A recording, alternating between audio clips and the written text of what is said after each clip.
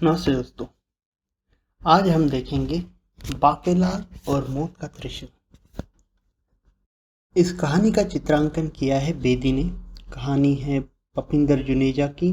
संपादन किया है मनीष चंद्र गुप्ता का। दैत्य नगरी के राजा दुष्टांत की वर्षों कठोर तपस्या के बाद एक दिन, मैं तुम्हारी तपस्या से अत्यंत प्रसन्न हूँ दैत्यराज दुष्टांत, आंखें खोलो और वर मांगो।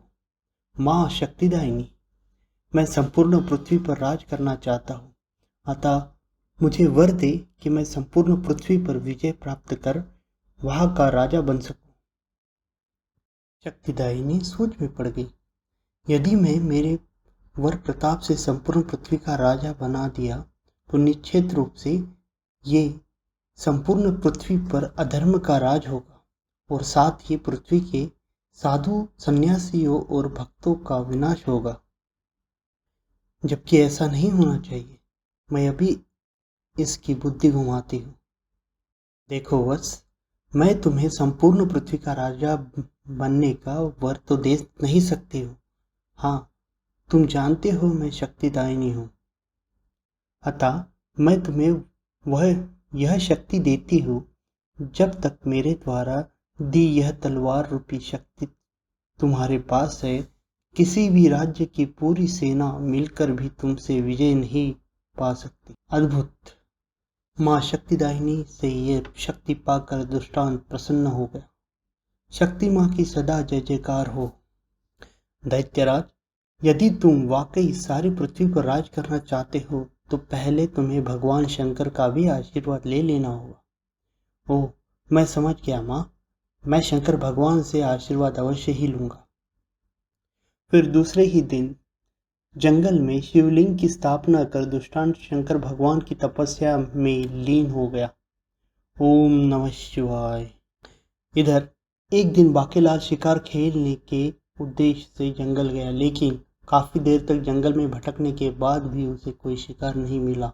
तो वो सोचने लगा, उफ, अगर आज मैं बिना शिकार किए वापस लौटा तो राजा और मंत्री गण मेरी हंसी उड़ाएंगे। सब कहेंगे कि बाकेलाल शिकार के लिए जंगल गए और खाली हाथ वापस लौटा है। यह सब सोचता हुआ वह आगे बढ़ ही रहा था कि तभी, वाह शेर, वह भी गहरी निद्रा में। मजा आ गया। अगले ही पल सर, लेकिन जल्दबाजी में बाकेलाल का निशाना कुछ चूका। तीर शेर के पेट के बजाय उसके पैर में लगा। इसी के साथ शेर की नींद खुली। वह उछल कर एक और भागा तो तभी जिस स्थान पर थोड़ी देर पहले एक सोया पड़ा था, वृक्ष की एक मोटी भारी हाल डाल आके गिरी। उफ, काश मैं थोड़ी देर और एक शेर पर तीर न चलाता तो वह इस डाल के नीचे दबकर मर जाता, और तब मैं इस शेर को उठाकर राजा विक्रम सिंह के सामने ले जाता और वाह बाकेलाल, तुमने मात्र किसी वृक्ष की शाख द्वारा ही इसे मार गिराया। जी जी महाराज, वाह बाकेलाल, आप सचमुच एक बहादुर इंसान हैं। लेकिन हाय रे मेरी फुटी किस्मत, जब भी किसी का बुरा चाहता हो तो उसका भला हो जाता है, लेकिन ऐसा होता क्यों है? तभी सोचते सोचते उसके मस्तिष्क में एक नई शरारत के कीड़े कुलबुलाने लगे। मेरे ख्याल से मेरी हर योजना में दो एक कमियां रह जाती हैं। जैसे एक तो मेरी हर योजना में ज़रूरत से ज़्यादा झोल होता है, और दूसरा, जब भी कोई सुअवसर मेरे हाथ आता है तो मैं उस समय कुछ ज़रूरत से ज़्यादा लालच कर बैठता हूँ। लेकिन अब ऐसा नहीं होगा।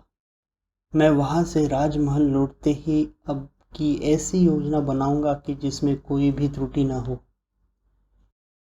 फिर उसी रात अपने शयन कक्ष में बेटा बाकेलाल एकाएक कुछ सोच कर उछल पड़ा। वो मारा पापड़ वाले को, क्या शानदार योजना आ गई मेरे दिमाग में। राजा विक्रम सिंह, तू मुझ पर अंधविश्वास करता है ना? अब की बार मैं अपनी ही स्थिति का फायदा उठाऊंगा। दूसरे दिन सुबह सवेरे बाकेलाल राजा विक्रम सिंह के शयन कक्ष में पहुंचा। महाराज की जय हो। आओ आओ बाकेलाल, कहो कैसे आना हुआ। महाराज, मैं कल शिकार के लिए जंगल गया था। वहां मैंने एक बहुत ही विचित्र दृश्य देखा। मैं चाहता हूँ कि आप जी मेरे साथ जंगल चलकर। बस बस बस बाकेलाल, मैं समझ गया। जब तुम्हारी इच्छा हो तो मुझे तुम्हारे साथ जंगल चलना ही पड़ेगा। फिर थोड़ी ही देर बाद, लगता है कोई बहुत बड़ी विशेष बात है जो आज सुबह सुबह ही बाकेलाल ने मुझे जंगल चलने को कहा। फिर जंगल पहुंचकर एक जगह रथ रोकता हुआ बाकेलाल बोला, बस महाराज, यही है वह जगह जहां कल मैंने एक विचित्र दृश्य देखा था। लेकिन महाराज, इससे पहले कि मैं आपको वह विचित्र दृश्य दिखाऊं, आप एक पत्र महामंत्री धर्म सिंह के नाम लिखें। पत्र? हाँ, जिसमें आप कुछ दिनों के लिए अपने समस्त अधिकार मुझे दे रहे हैं। क्या? आखिर बाकेलाल ऐसा क्यों चाहता है? लेकिन ऐसा राजा विक्रम सिंह ने एक ही पल सोचा और अगले ही पल वह मुस्कुराते हुए बोले, कुछ दिनों के लिए क्यों? मैं अपने समस्त अधिकार हमेशा हमेशा के लिए तुम्हारे लिए लिख सकता हूँ, क्योंकि मैं जानता हूँ कि तुम जब भी जो भी करोगे मेरी ही भलाई के लिए करोगे। बस विश्वास के लिए बहुत बहुत धन्यवाद महाराज। अब पत्र लिखे? क्यों नहीं, अभी लो। फिर राजा विक्रम सिंह ने बिना किसी संकोच के अपने समस्त अधिकार 15 दिनों के लिए बाकेलाल के नाम लिख दिए। बाकेलाल, यह लो अधिकार पत्र, और अब बताओ कि तुम मुझे कौन सा विचित्र दृश्य दिखाना चाहते हो। मेरे साथ इधर आइए, मैं आपको वह दृश्य दिखाता हूँ। बाकेलाल राजा को निकट ही बसे एक झरने के पास ले आया और, महाराज, आप कुछ देर इस झरने के बहते पानी को गौर से देखें। आपको वो विचित्र दृश्य अपने आप नजर आ जाएगा। फिर जैसे ही राजा ने पानी की ओर देखना शुरू किया, तभी बाकेलाल ने उसे झरने की तरफ धकेल दिया। महाराज, यह है वह विचित्र दृश्य। उफ! इस तरह समस्त अधिकार प्राप्त होते ही बाकेलाल अवसर देखकर राजकोष से धन चुरा चुरा कर धीरे धीरे मैं यह सारा राजकोष खाली कर दूंगा और नगर से बाहर पुराने किले के खंडहर में एक सुरक्षित जगह पर जमा करने लगा। जल्द ही यह गड्ढा स्वर्ण मुद्राओं से भर दूंगा। लेकिन वह इस बात से कतई बेखबर था कि उसकी एक एक हरकत पर पूरी नजर रखी जा रही थी। महामंत्री जी, बाकेलाल कोषागार से धन चुरा चुरा कर पुराने किले के खंडहर में पहुंचा रहा है। ठीक है गुप्तचर, तुम बाकेलाल पर पूरी नजर रखो, लेकिन ध्यान रहे उसे किसी बात का संदेह न होने पाए। पता नहीं बाकेलाल चाहता क्या है। उधर एक दिन दैत्यराज दृष्टांत अपनी दैत्य सेना के साथ विशालगढ़ राज्य की ओर चल पड़ा। अब जल्दी संपूर्ण पृथ्वी पर मेरा राज होगा। गजब हो गया महामंत्री जी, दैत्य की एक विशाल सेना नगर द्वार पर खड़े हमारे सैनिकों को मारती काटती नगर में प्रवेश कर चुकी है। उसके इरादे काफी खतरनाक लगते हैं। सेनापति जी, आप अपनी सेना को कुछ का आदेश दें फौरन। जी महामंत्री जी। फिर आक्रमण। अगले ही पल दोनों सेना एक दूसरे पर टूट पड़ी। उफ! खच! हाय! लेकिन क्योंकि दैत्यराज के पास मां शक्तिदायिनी की तलवार रूपी शक्ति थी, अतः जल्द ही उसका पलड़ा युद्ध में भारी पड़ने लगा। जल्द ही राजा विक्रम सिंह की सेना, जिसका नेतृत्व उस समय महामंत्री धर्म सिंह कर रहा था, त्राही त्राही कर उठी। उफ! हाय! भागो!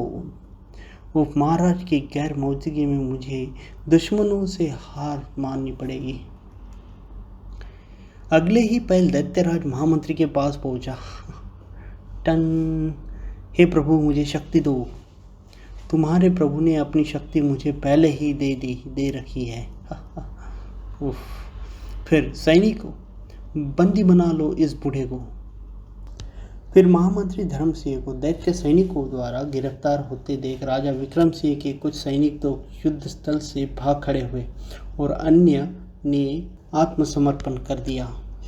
काश यह दिन देखने से पहले मैं मर गया होता। भागो।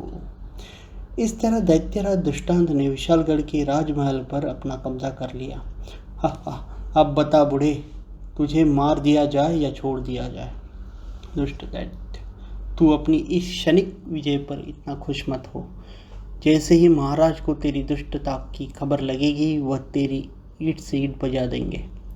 क्या मतलब बूढ़े, तू इस देश का राजा नहीं है?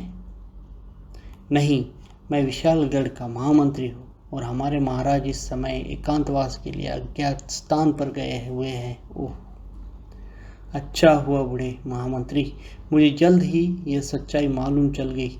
अब तेरा राजा विक्रम सिंह इस पृथ्वी के किसी भी कोने में होगा तो यह भगवान शंकर का त्रिशूल इसे मौत के घाट उतार देगा और फिर विशालगढ़ पर मेरा पूर्ण अधिकार होते ही मुझे संपूर्ण पृथ्वी पर विजय प्राप्त करने में कोई भी दिक्कत नहीं होगी।